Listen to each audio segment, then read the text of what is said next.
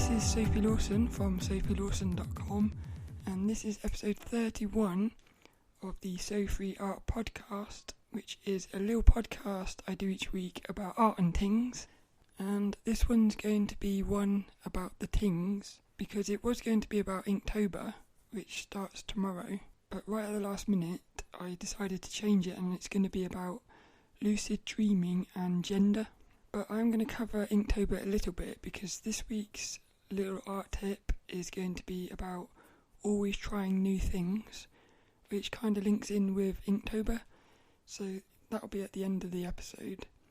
You can find show notes and stuff at sophielawson.com, and I think it's time for this week's topic. So the topic is lucid dreaming and gender. This topic came to me this morning because I had another lucid dream, which was it was only a little one, about 5 seconds, if that, and something happened, and then when I went to work, I kept thinking about it, and that's something I really like about lucid dreams, is that when you have a lucid dream, it kind of sticks with you, and it stays in your head all day, and like some of them they're quite powerful, but this one was only a little one, and it was a false awakening. A false awakening is where you wake up and you start doing something, like you just do your everyday thing, and you'll suddenly realise that something's not quite right, and then something will happen and you'll start questioning, this isn't right, and then somehow you'll become aware that you're dreaming. So you thought you had just woken up, but you actually were still dreaming. And I've had a lot of false awakenings, because one of my reality checks is to, whenever I turn on a light switch or turn off a light switch in the real world, I always ask myself if I'm dreaming. So now, if I'm ever in a dream and I turn a light switch on, that's when I become lucid. And that's what's quite good about false awakenings, is because my false awakenings always happen in my bedroom, one of the first things I always do is turn the light on. And in a lucid dream, the lights don't work. So if I turn the light switch on and the light doesn't work, then I know I'm dreaming. So that's what happened this morning. And so what happened was I was dreaming, and I had really short hair. I was lying in bed and I had really, really short hair. Like so short that it was shaved. And the thing is, this was so vivid that I can still, even now thinking about it, I can still feel what the short hair felt like that stubbly feeling. And I was inside of the dream, and I was still dreaming. I didn't know I was dreaming, but I was thinking to myself, why have I got short hair? And I couldn't quite work out why I had short hair. I was trying to work out if somebody had cut my hair, if I had cut my hair. So I knew something wasn't right, but I still wasn't aware that I was dreaming. So I thought, I'm going to get out of bed and look in the mirror to see what's happened to my hair. And the light wasn't on, so I couldn't see anything. So I turned the light on, and at that moment I thought, that's when I realised I was dreaming. But this dream was so vivid that I was in like denial that I was dreaming. I couldn't accept that I was actually dreaming. So I went out into the passage and tried that light as well, because I was thinking there must be something wrong with the lights in my bedroom. There's no way this can be a dream. But I went out into the passage and that light didn't work either. And I was like, oh my god, I'm actually dreaming. And then that's when I had to accept that I was dreaming. So I suddenly became aware that I was dreaming, and then I woke up. And at first it just felt like any old regular false awakening. And I wrote it in my dream diary. And then I went to work, and I couldn't stop thinking about it. And I started thinking, well, firstly, because the first thing I do is I always try to interpret my dreams. So I started thinking, did the dream give me short hair? Because it knows that, because one of my biggest struggles with being transgender is my hair, because it's got like bald patches and stuff. So that's one of the main areas where I still feel like I'm male, is with my hair. So I wondered whether the dream was testing me by giving me short hair to see how I would react.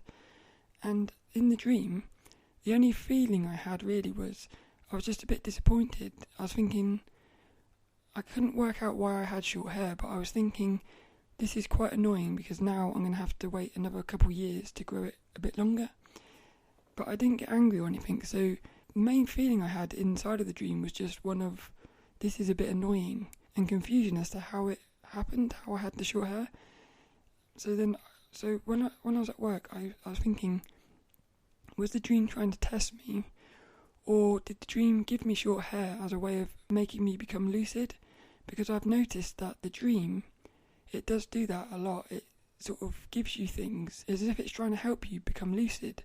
That was what I was thinking, but then I started thinking, this is like related to the gender, because something that's always bothered me is, like, why was I born transgender?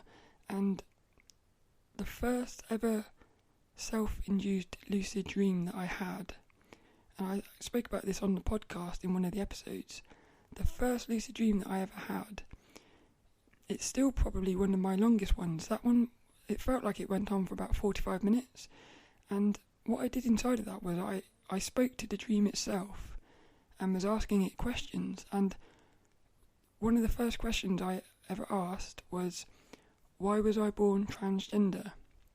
And I wasn't asking that in a way of like, why was I born transgender, why me?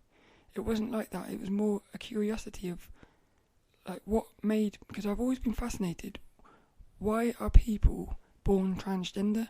Because I feel like there must be a reason. And this is a little bit of a crazy theory, but and I haven't really thought about it enough. I've only just thought about it today, so I'm kind of speaking about it now. But I'm thinking, what if the dream, what if this, because I also have this feeling, ever since lucid dreaming, I'm becoming more and more convinced that what we are inside of, what we think is real, I'm convinced that this is just this is like another lucid dream to a character outside of the dream. So like inside of a dream, we have our dream characters, and then so there's us in bed sleeping, and then we have inside of our head all these dream characters. So I'm thinking that we are kind of like a dream character to somebody else who's outside of the dream world, lying in bed, who isn't us. I know that might sound a bit weird, but that's kind of just what I feel. And so I started thinking, what if I would call it like my creator, because I guess like the people that I'm dreaming about in my dream, to some extent I have to be creating them. So I'm sort of thinking like the person who is dreaming me is my creator. So I started thinking, what if my creator is a female, but she's currently dreaming of me? So she's currently dreaming about a male character, and like somebody who is transgender is somebody who's ever so slightly become aware inside of this reality, and they've sort of become aware that that something's not quite right. So how this links in with my false awakening is, in that false awakening I became aware that my hair wasn't short anymore, but because I was still dreaming, I wasn't quite I couldn't quite work out what was going on, and I feel like this could be the same thing. So what happens is the character that you are in this reality, which you think is real, it like momentarily becomes aware that it is actually a female, but it can't work it out because it's not fully aware. But it's just like this momentary like realization of what you really are. I feel like that could explain the feeling to me of why I've always felt like I should be a female when I was born a male. That to me would kind of explain it, in that what it is you are the creator lying in bed dreaming itself into a dream character of the opposite gender, not aware that it's dreaming, but having a momentary feeling of its true gender. And that's what brings this strange, confusing feeling that you're in the wrong, that you should be like a female when you're a male. And that to me would explain a little bit about being transgender, and it would also explain why some people are born transgender. It's just because it's like, why, when you have a dream, and let's say you have a dream and you dream of being a dinosaur. Why do you dream of being a dinosaur? Just because? So it could be that the reason you're born transgender is just because your creator is having a dream of a transgender character. Transgender is very weird in that it's a feeling where you know that something's not right. It's very hard to explain, but it's a very deep feeling. So I'm thinking, like, what if my creator is a female and she's dreaming herself inside of a male body, and so she's not aware of what is happening, but the dream character, which is me, I'm starting to become aware, so she's starting to become aware of what's going on. And so I'm thinking, what if people who are born transgender are simply dream characters who are ever so slightly aware that their creator is the opposite gender? And so then I start thinking about this, and I start thinking, because if this is the way it is, it wouldn't actually even matter what your gender is. This would really allow for a very deep sort of acceptance either way, because you could, if that's the way it is, and you know that when you wake up for real, you're going to be waking up in the correct gender, you could look at it and say, well, if this is the way it is, and this is just a dream, then why not enjoy this life as the opposite gender and just experience life as the opposite gender and see what it feels like, knowing that you're going to wake up as the correct gender. But then you can turn it the other way and say, if this is just a dream, then that means anything is possible, and so why not have this dream be a dream where you sync up your body with the creator, and maybe that's what will allow the creator to become fully lucid inside of the dream. And that might be what this is all about. It might be that the creator keeps dreaming all these different dream characters until one of them finally wakes up, and when that dream character wakes up, that will allow the creator to wake up. So like how if we wake up, it's like how if a dream character inside of the dream wakes up, it allows us to wake up inside of the dream. It could be that if we wake up inside of this dream, it will allow the creator to wake up. It could be this never-ending loop of characters waking up to allow the character above them to wake up. That'd be quite funny, actually. So like I said, this is a theory that's just very fresh in my head, and I'm trying to work it out, but I do feel like there could be something to it. There could be something linked to like all these different realities, because I'm convinced that something's going on like that. I'll be really interested to see if you had any thoughts about this, because I feel like gender is a very confusing thing. It is a very confusing thing, but it's also kind of like a dream in that gender isn't really real.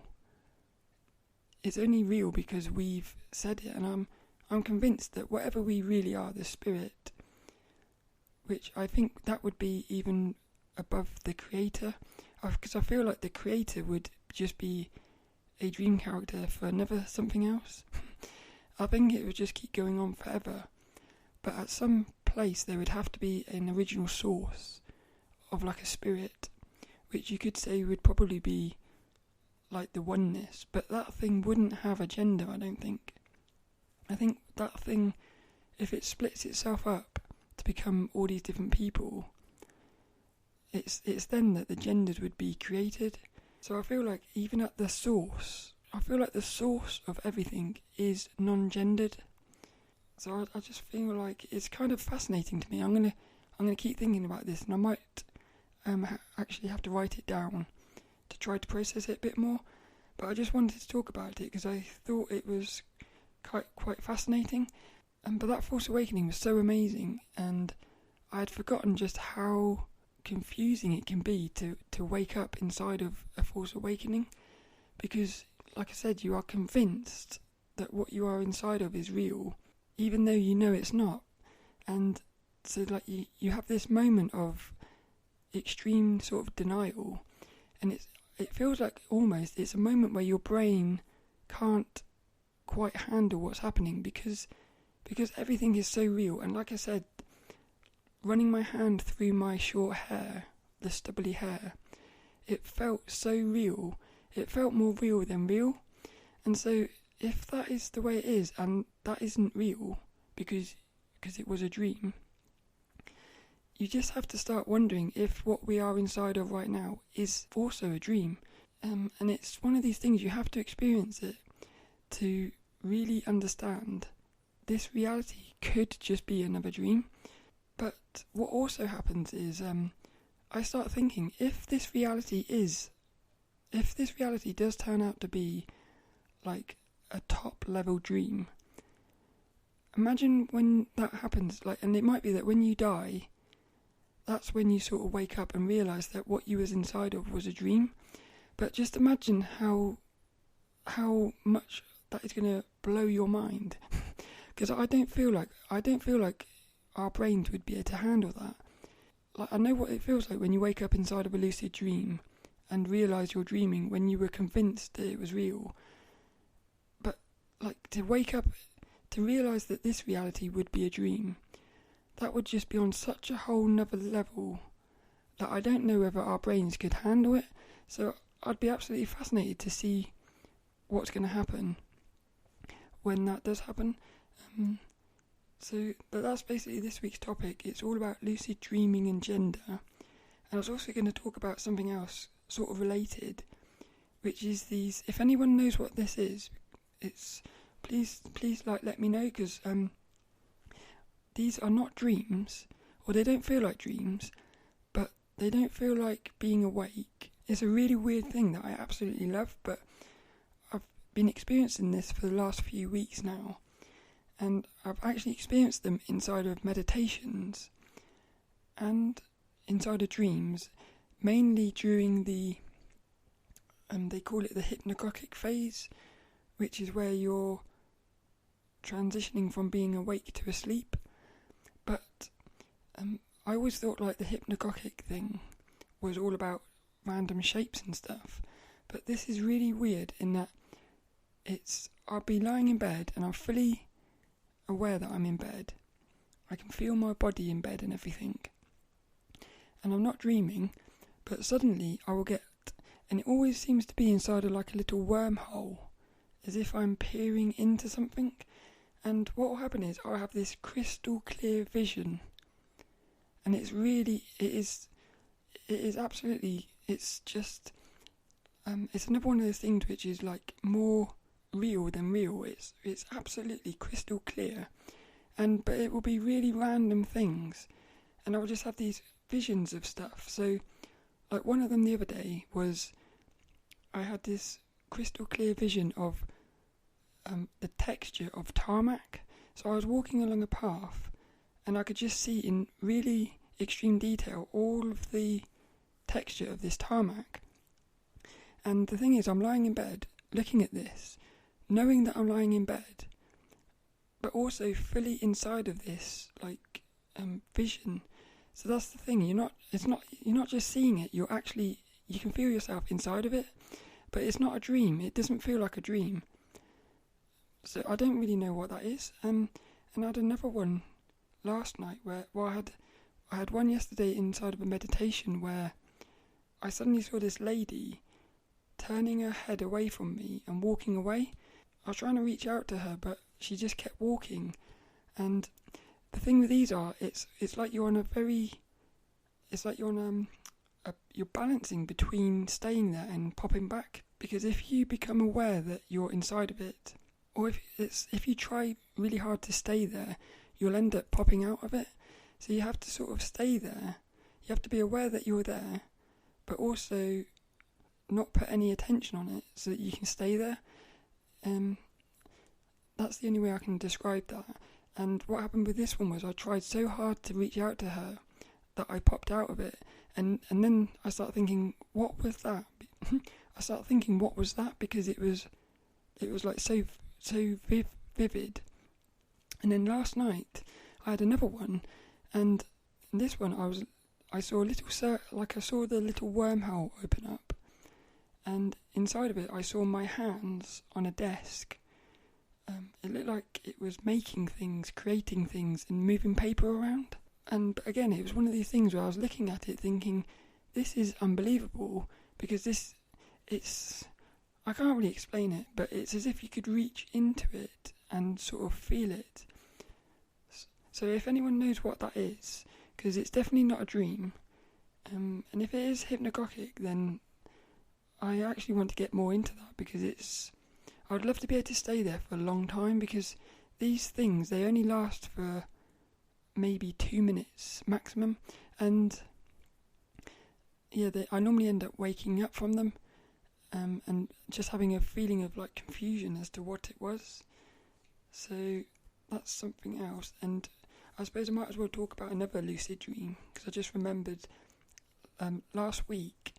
This will be a brief one. So again, it's all about wormholes, because I was inside of a dream. I became aware, I know what it was. I was inside of a dream, jumping around on top of buildings as if I was in a video game, and I jumped off the building because I realised I was dreaming, and as I jumped off the building, I suddenly zoomed towards this like white light in the distance, and it looked like a wormhole, but as I was going towards it, I was veering off to the right, and I knew that if I didn't get back into that like wormhole, I knew that I was going to wake up. So I really like focused on getting into this wormhole, and I was able to get through it, and I popped out into, it was like a dream. It was a dream, but it was like when you're doing a painting, the first phase of a painting, it's just blocks of colour, so it doesn't really look like anything. It's just, like I said, big blocks of colour. Well, this is how this dream started out. It was just all these blocks of colour, and I couldn't really see anything, and then slowly it came into focus, and I realised that I was floating on top of like a big ocean, but I realised I saw this little ship just floating in the water, and I thought, it just looked really quite cute, this little boat. And then all of a sudden the water started getting a bit rough, and this little boat started getting rocked about, and I think it tipped over, and I thought, and then all of a sudden this big massive pirate ship come into view, and what it is what my current goal is to try to meet this lady called Sula, because months and months ago I had a dream, and a voice inside of the dream said, "Seek out Sula," and I didn't know what it meant, and I spent a few weeks trying to find Sula online, and I just couldn't find anything. And then a few weeks ago I thought, why don't I try to find her inside of a dream? So that's what I've been trying to do recently, but it's proven to be like really hard. But inside of this dream, I shouted out Sula. I'm not sure I think I might have shouted out Sula first, and then this pirate ship spawned. I think that's what happened. So then this pirate ship there. So I knew that Sula was on this ship. But what happened was the water was getting really rough, and suddenly this voice from above, this female voice, and I want to say I think it was this lady Sula, but I'm not sure. But she started saying, "Where is your universe? Where is your universe?" But she was being quite aggressive with it. But it wasn't horrible, it wasn't evil, it was more like she was trying to make me really ask the question, where is my universe? But because of the way she was saying it, even though it wasn't scary or nothing, for some reason it made me feel a bit on edge, and that's what woke me up. So I never got to go onto this little pirate ship to see what was on there. But I woke up from that, and I just thought, why was she saying, "Where is your universe?" And I guess in a weird way that kind of links in with what I was saying earlier, whereby like our creator, because I think I believe we each have our own creator, and so it might be that our creator is inside of this other universe. And so, like, the dream character inside of that dream was saying, where is your universe? Try to work out where your creator is. That's just what I just suddenly thought about that. But that's enough for lucid dreams, I think. It's all just so... I just find lucid dreaming one of the most fascinating things ever. So I'm going to keep talking about it on the podcast. And I was also thinking about starting up, because on my YouTube channel, which I've started putting videos on now, and I'm thinking after Inktober, so starting in November, I'm thinking about starting a monthly video where I just talk about lucid dreaming, and then that way I could probably become a bit more focused on lucid dreaming and talking about it. So that's what I'm thinking about doing. So it might be that these lucid dreams end up finding their home on that video. But that's it really for this week's topic, all about lucid dreaming and gender. And that means it is time for this week's little art tip. And this week's little art tip is about always trying new things, or tings. And it kind of links in with Inktober, which is the 31-day drawing challenge for October, which starts tomorrow, and you have to do 31 drawings over the 31 days of October using inks, and it's something I've never done before. And so in preparation for the challenge, I've been buying a few art supplies. So the other day I went and I was buying some little sketchbooks, and I wanted to buy a new mechanical pencil. And this is quite funny because this little art tip is all about trying new things. But going into the art shop and buying a new mechanical pencil, I actually picked up and purchased the exact same mechanical pencil that I've already got. So even though I was buying a new pencil, there was still part of me that wanted to stick with what I knew. And I think that's one of the problems that we have is, we want to stay with what's familiar because it's comfortable, I guess. But with art challenges, it pushes you out of your comfort zone, and it's all about trying new things. And while I was in the art shop, I saw this. It's called a Tombow Calligraphy Pen, but it's basically a brush pen, and I purchased it without even trying it because I love Tombow. They make the mono eraser pen, which is, I think that's probably my favourite art tool, and I've spoke about that before on the podcast, but I'll put links in the show notes to everything. But so I know that Tombow make amazing things, and I thought I might as well try a new sort of brush pen. So I bought this brush pen, and then when I got home I pulled out a piece of printer paper and started messing about with this brush pen, and it was amazing, and it made me feel really excited because this brush pen I made a video on my YouTube channel, which I'll link to in the show notes, but it was just so exciting to be trying a new tool, and it's the randomness of this pen, that's what really makes it exciting to me. And it was then that I realised that it's really important to be trying new things, because it's when you try new things that that's when you can have the most fun, because you can play and experiment, and because you're trying something new, you don't really know what you're doing, but it's when you don't know what you're doing that you do the best things, I think.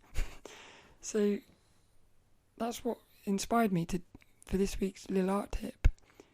And like I said, it's got me really excited for Inktober now, because in a weird way, even though there's the fear of failure, it also makes me realise that there is no failure, because how can you fail if you don't know what you're doing? So this week's little art tip also comes with a mini challenge, and it is to go into your local art shop this week and pick up a random art tool or something that you've never used before, and then go home and just play around with it. And I think if you're like me and you get stuck in your ways of using the same art tools over and over again, doing something like that can be quite refreshing and inspiring. So that's this week's little art tip, which is to always try new things. I hope you liked it. I think that's it for this week's podcast as well. You can find show notes and stuff at sophielawson.com. You can find videos at youtube.com/sophielawson. And if you have any comments or anything, you can send a message at sophielawson.com/contact or leave a message in the comments on YouTube. And I think that's it. So all that's left is this week's inspirational quote, and it goes to Alan Watts. And it is, "If we really saw that it was an illusion, we'd all be happy in our big dream." Alan Watts.